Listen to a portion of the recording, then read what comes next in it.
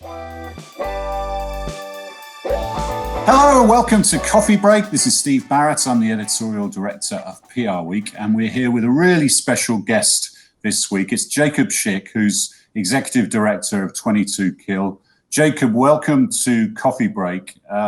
We first connected 4 years ago during the 22 push-up challenge, which I decided to take on. Not sure I could do one push-up now after 6 months in captivity, but I wasn't very good at it then. But everybody sort of took part and got involved to really raise awareness of the amount of veterans who unfortunately take their own lives. You know, they're dealing with really difficult issues when they come back from combat or just come back from serving. So first of all, just tell us a little bit about the organization and about 22Kill and what the mission is of what you're trying to do. Sure, and it's great to talk to you again, brother. It's been too long, but happy to see your face even on this virtual platform. But we started in 2013, rather, once the study came out from the VA stating that on average 22 veterans die by suicide. And what happened is a group of Marines and a couple of business people here in Dallas got together and said, hey, listen, what can we do to make this a well-known topic? Because this is something that's affecting our community, in the warrior community, and we really need to get it out there. We need to let people know this is absolutely an epidemic amongst the warrior culture. And so the quintessential military workouts, push-ups, and it was like, you know what, why don't we just do push-ups? We'll do the 22 push-up challenge. And so that kicked off the evolution of this push-up challenge that it took on 3 years for it to go viral. So it was not an overnight success. And I think it was after The Rock did it. So it took a major celebrity and, The Rock does it, you're golden, yeah? Exactly. And so, but it caught on like wildfire, and the 22 push-up challenge was never meant to be a fundraiser like the Ice Bucket Challenge, albeit, a great fundraiser. This was meant to be an awareness campaign, strictly an awareness campaign to let people know that on average, 22 of our brothers and sisters were dying by suicide every single day. And so we achieved that goal, and we have since evolved into a full-on mental and emotional wellness nonprofit. And we have helped thousands and thousands and thousands of people, not only in this country, but from all over the world, thanks to the 22 push-up challenge. And we continue to do that through traditional therapy and traditional programs, but also non-traditional programs. And so we're able to incorporate all of these things and bring all of these people together in order to grow this tribe. Because as we like to say at 22Kill, it's one tribe, one fight. And that doesn't mean the warrior culture working together to better the warrior culture. One tribe, one fight means humankind leaning in, relying on one another, and loving hard in order to live well. That's what it means. So that's what we've evolved into, and we've moved far outside the realm of veterans. We're actually helping military, veterans, first responders, law enforcement officers, frontline healthcare workers, and all of their respective families, because we believe you have to treat the family as a unit. You can't just treat the individual. And so that's why we're going to slowly be rolling out our new name, which will be the One Tribe Foundation. And 22Kill, though, will still remain the education and awareness piece, because that's our roots and that's where we started. Yeah, I was going to ask you about that, because 22Kill was deliberately, I think, named to be a little bit provocative and get people's attention. So you've decided to evolve that, but not retire it eventually. Absolutely. And here's why, is because when we have people, whether it be a firefighter, paramedic, or law enforcement officer, or their husbands or wives or sons or daughters, et cetera, or an emergency room nurse or doctor, or their sons or daughters or husbands or wives that are seeking help. They're seeking help because they know they can't do this fight alone, and they know that they need help. We don't need a name to pigeonhole us and to create barriers that aren't there. They're invisible barriers from people that are seeking help. That's the main reason behind it, is that we've so far outgrown this 22Kill name that our name needs to represent who we're after as clients and who we can help as clients. And so that's the reasoning behind it, is that we've evolved and outgrown this name, albeit we're very proud of it still. It's done its job and gotten us to where we are. But this mental and emotional wellness arena has evolved significantly. And there's a lot more hats in this arena. And we have to be able to be malleable and evolve with this mission where we're going to find ourselves irrelevant in this fight. And so that's the reasoning behind it. Can you track any particular, I mean, because I know when I did the challenge, people were like, are you kidding me? 22 people every single day taking their own life. Can you track an increased awareness of it? And can you even track any improvements in the sort of treatment of veterans and the way they're looked after in society, you know, when they come back? Sure. So the number for veterans has gone down, albeit slowly. It's gone down. That's good to hear. We know that every 18 hours, a law enforcement officer dies by suicide. We know that every 8 hours, a firefighter, paramedic, EMT dies by suicide here in America. And so the numbers have gone up for frontline healthcare workers. I think that is actually applicable to the COVID-19 and this world, this global pandemic we find ourselves in. So the numbers have gone up for not only suicide, but suicidal ideation, depression, anxiety, hypervigilance, et cetera, et cetera.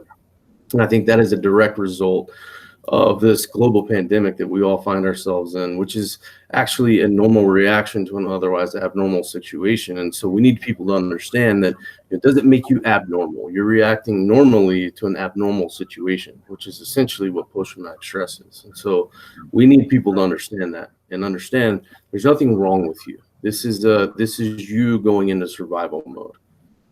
Yeah, we have a sister title called Medical Marketing and Media, and we've been doing some awareness around doctors and the high amount of doctors who commit suicide, and people really don't realize. So this awareness is really important.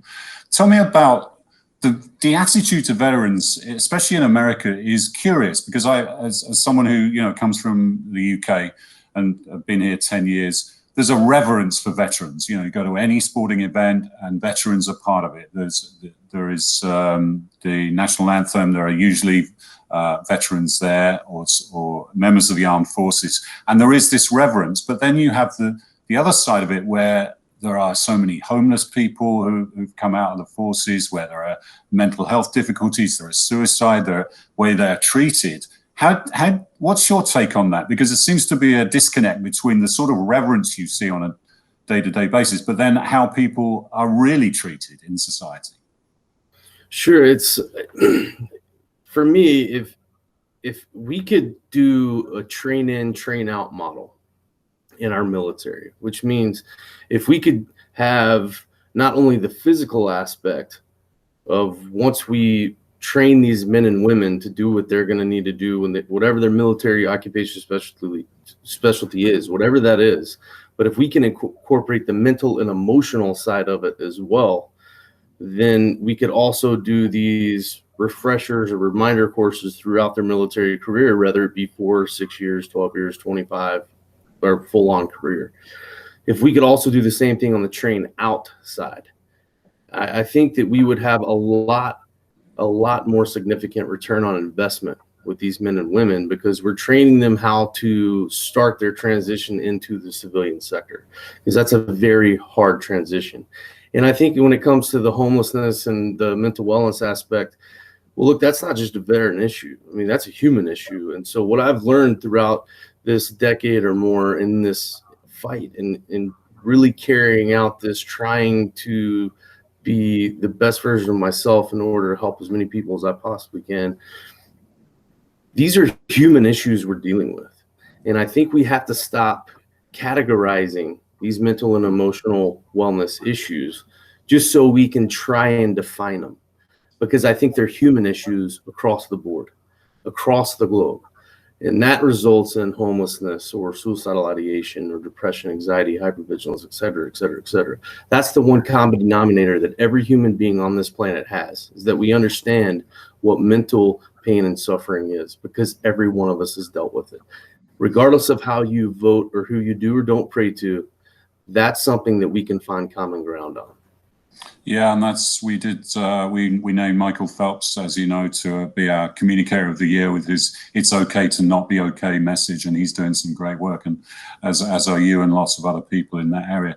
Listen, Jacob, for those who don't know your story, you were a Marine. You were injured very badly in combat in 2004 in Iraq. How are you doing? Because you went through terrifically difficult times. You showed the grit and fight in that recovery, as you did in service. How are you doing through this period of COVID? You mentioned that earlier as well. It's been a tough time for everyone. How has it been for you? Well, thank you for asking, brother. And look, I'm upright and breathing, and so I can't really complain. I have my stuff just like everybody, but I think what a lot of people around the world have learned the past several months is there's a big difference in being alone and being lonely. And because we were forced to isolate and forced to be, quarantined in our personal spaces, whether it be our homes or wherever it may be. And if you found yourself struggling to be alone because you felt lonely, that's a you thing. And there's some work that needs to be done, and that's okay. Because as Michael Phelps says, as I've said for years, it's okay to not be okay. And the only thing that's worse than suffering is suffering alone. And so for me, I'm doing well. I'm well beyond blessed, oftentimes too ignorant to realize it. And I'm surrounded by people that better than me. So by default, it makes me better. And my boys push me to be the best versions of myself every day. And I'm just focused on loving and being loved. That's it. That's really my focus right now. I'm not going to allow the outside noise of an election or of a pandemic or of et cetera, still the joy that I know to be real and present in my very, very abundantly blessed life. Well, that's good to hear, and I'm really pleased to hear that. Talking about society at the moment, we are going through an extraordinary time. You see some images that I don't know, we never thought we'd see on the streets of America. People with firearms that are kids, basically, getting involved in situations, killing people. What's your take on it as someone who's been from an armed forces culture where respect for the firearm is everything, and that's the first thing you're taught, I would imagine, when you go in, to use how to use safely, and then when to deploy when you need to. What's your take on what's happening on both sides of the spectrum? All sides of the spectrum. It just seems to be slightly out of control. It's I think slightly out of control is a drastic understatement. It has gotten ridiculous. And where I stand with it is that, look, I believe that we're all born with two objectives from the time we're born to the time we die. And that's regardless of where you're from, your socioeconomic status, your race, color, creed, religion, all those things are irrelevant. I believe we all have two objectives as humans from the time we're born to the time we die, and that's love and be loved. And I think everything in between is filler. And really what we've lost sight of is the loving and being loved, and being able to agree to disagree in a peaceful manner. And we're more of in this childlike atmosphere where it's a my dad can beat up your dad mentality, regardless of which side of the aisle you're on. And here's my thing is, oh, by the way, regardless of what side, you're probably wrong, because there is a lot to be gained by the people that are stirring the pot.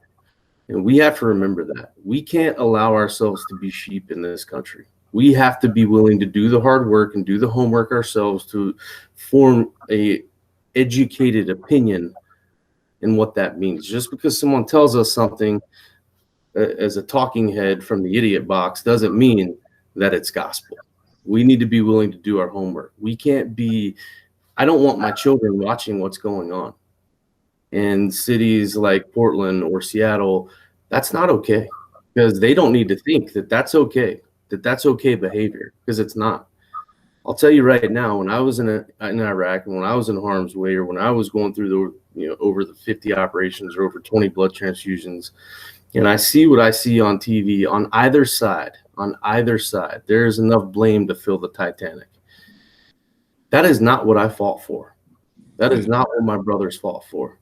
I'm pretty sure that's not what our founding fathers had in mind.